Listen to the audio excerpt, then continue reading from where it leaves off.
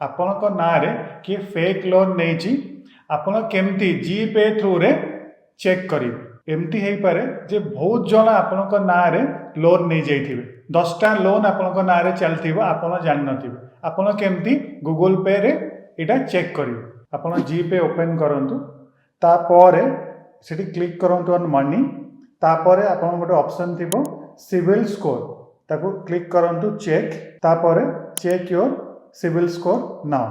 ସେଠି ଆପଣ ଆପଣଙ୍କର ଫାର୍ଷ୍ଟ ନେମ୍ ଆଉ ଲାଷ୍ଟ ନେମ୍ ନେଇକି कंटिन्यू करेंगे। सिविल स्कोर आपण प्रत्येक 6 मासरे ए प्रोसेस रे चेक कर दियंतु। कंटिन्यू कला परे आपन सिविल स्कोर टा आसीबो।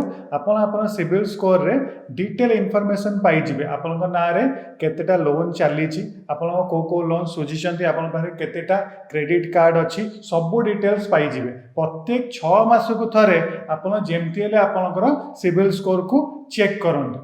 नले कौन हम आजिकल सब फेक लोन नहीं जाऊँ। आपन पैन कार्ड यूज करके आपन ओटीपी आसबनी, आपन जानीपर आपण ना बहुत गुरे लोन चली थी।